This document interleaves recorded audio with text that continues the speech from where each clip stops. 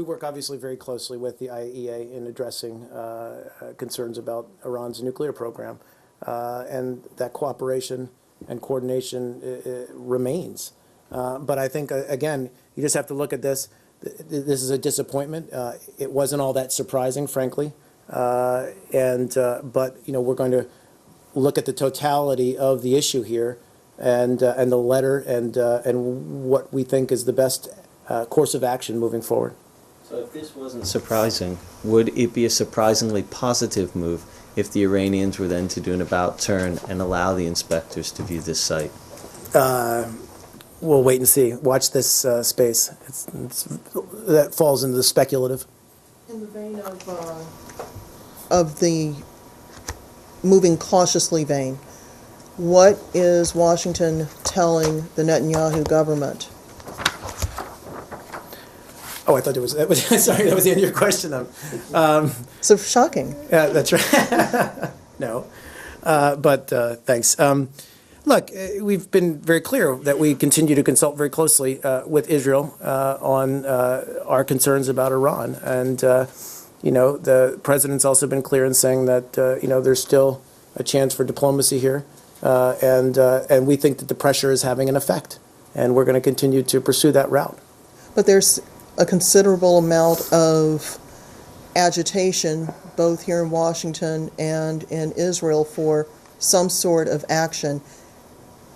It doesn't seem as if the administration's message to slow down, let's consider, let's give it time, is actually registering with the Netanyahu government. Again, there's lots of quotes and percolating in press reports. But let's be very clear that we consult very closely with Israel on these issues. We are very clear that we are working on this two-track approach. We believe and are conveying to our partners, both Israel and elsewhere, that this is having an effect. We have unprecedented sanctions in place, and they are squeezing the Iranian regime. And so, if that brings them back to the negotiating table and this two-track approach, then we'll move forward. Are there meetings next week in this building with Defense Minister Ehud Barak? I can't confirm at this point. A different topic.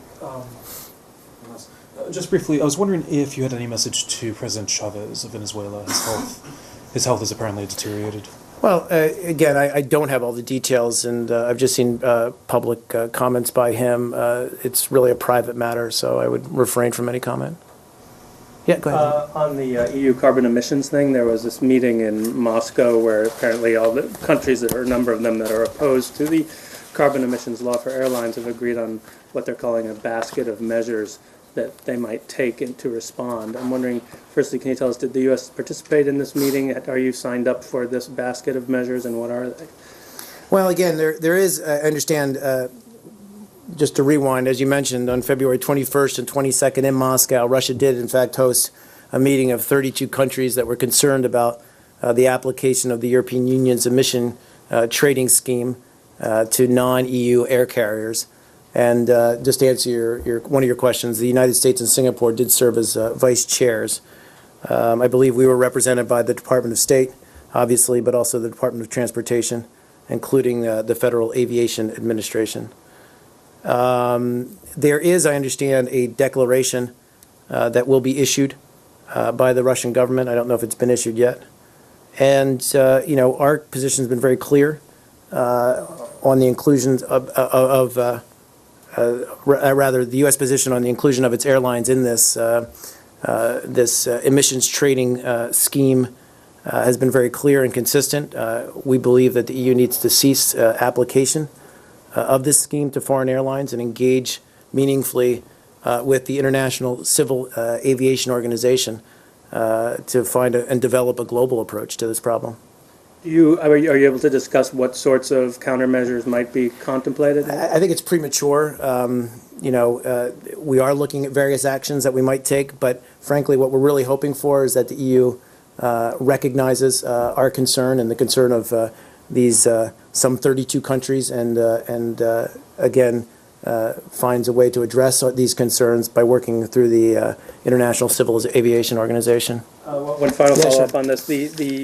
Some of the reporting out of this made it sound as though the basket of measures was a set of options that each country or region could decide which one of them they wanted to take. So it really wasn't sort of a coherent battle plan. Is that your understanding, A? I think that's or is it- accurate. I think it's laying out, again, possible options that might be taken. But I think it's, as I said, I know it's the United States' hope, and I believe the other 32 countries share this hope and desire that the EU, seeks a way to address this now through the ICAO, the International Civil Aviation Organization. Well, I guess another way of asking this Yeah. question is how important is it does the United States feel that the countries that are opposed to this law move together, that there be a unified strategy for pushing back Well, I think against this meeting speaks to the desire to develop a unified approach to this. Just to follow up on that. Sure. Obviously, the issue's come up before, but the Secretary just a week ago was talking about how there needs to be more efforts in the global campaign on climate change. Is the U.S. position consistent with that? The U.S. position on... I mean, I think it is. This shouldn't be construed as somehow, that we're not concerned about emissions. In fact, we agree with environmental NGOs that there is a need to further reduce emissions from international aviation. We just disagree with the process of that the EU is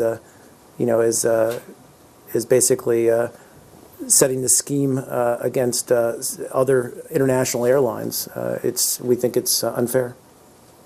Can I ask you about Sorry. settlement activity in Israel? There was news of a preliminary decision regarding, I think, 600 units in Shiloh, just quite far inside West Bank territory.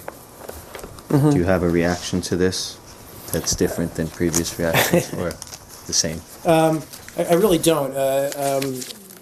I don't have frankly, I haven't seen those press reports. I mean, you know where we stand on settlement activity.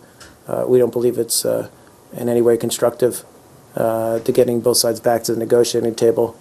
And we want to see clearly a comprehensive settlement that delineates borders and resolves many of these issues. Yeah, Louis. In Afghanistan, was the embassy in lockdown today because of the demonstrations and the Right, operations? What does that exactly entail? I mean, lockdown's a bit overly dramatic, I think. My understanding is that there was an announcement, or a suspension rather, of all travel of chief of mission personnel.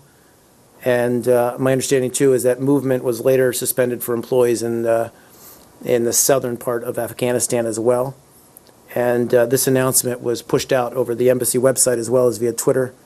And this restriction on travel is still in place. You know, how long do you anticipate this going on for? Is there a direct threat to the embassy and personnel? No, I don't believe so. Obviously, we're very concerned about the security situation. I would note that, the governor of Kandahar, as well as indeed President Karzai, has urged calm and restraint in the wake of yesterday's news. And just to reiterate how sorry we are about the unfortunate incident that came to light yesterday involving the inappropriate treatment of religious materials, the Korans. The Deputy Secretary of Defense, Ash Carter, also repeated his apology during his 3-day trip to Kabul. Is the U.S. government really concerned about whether the U.S. has actually won hearts and minds given this incident? These are isolated incidents that have happened, especially in this case. We took swift action to address the very real concerns of Afghan civilians and indeed Muslims everywhere about this incident. General Allen has announced that he's going to take decisive action to investigate this matter jointly, I might add, with the Afghan government. And Secretary of Defense Panetta has spoken out on this and pledged to carefully review the final results of any investigation to ensure that we take necessary steps to make sure that this never happens again. But the U.S. has been in Afghanistan for the last 10 years, and it does beg the question, don't Americans and don't those taking part in ISAF get it when it comes to the Quran, that people don't just consider it a book, they consider it Again, an admonition from you know, God. I don't want to necessarily, this is one incident, and it was regrettable. We've apologized for it. We're taking actions to ensure that it never happens again. But I don't think it's fair to say it's indicative of our lack of concern or lack of respect for Islam or for the Afghan people.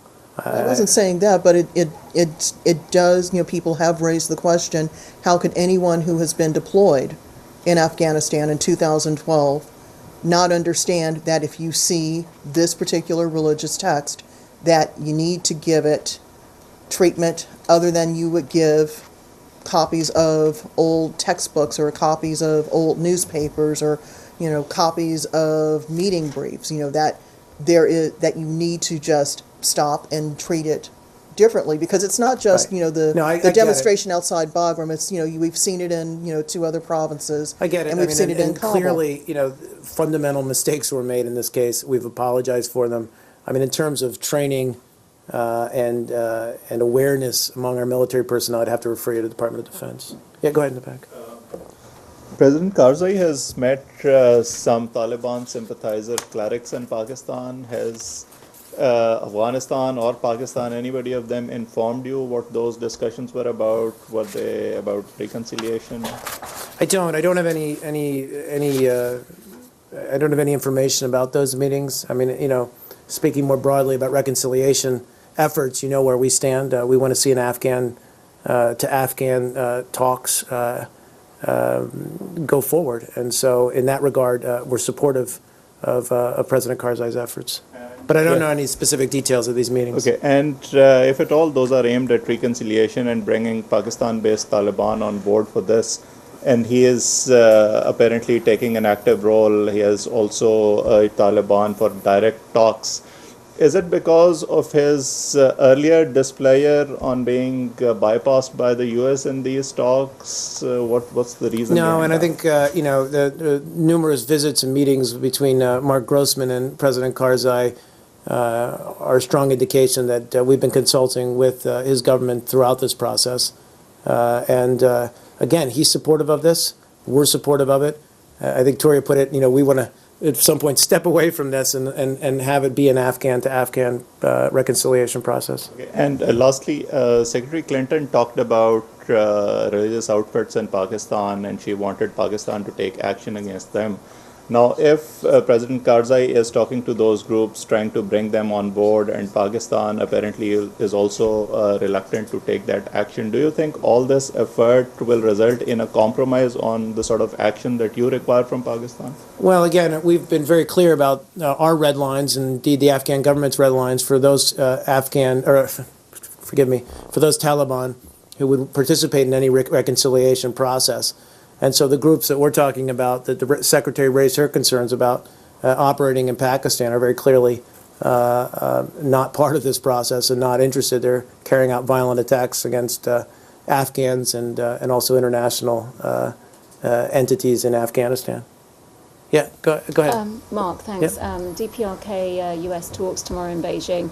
How optimistic are you that this will see a resumption of the full six-party talks? Well, again, we've termed them exploratory talks. It's the third round, and you know, I would just point you to Ambassador Glenn Davies, who did give a preliminary remarks to the press on his arrival in Beijing. As you said, meetings are due to start tomorrow.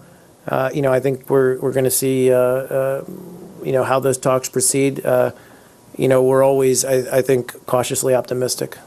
Can I follow up, please? Yeah, go ahead, sir. Yeah, a few months ago, a significant amount of US food aid was on the table in these kind of talks. Can you say whether that's on the table again this time?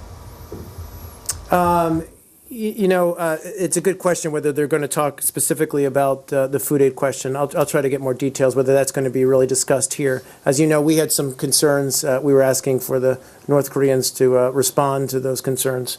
But let me make sure that, or let me see whether it's going to be raised in the Beijing context. Can I ask one final Yes, sir. question?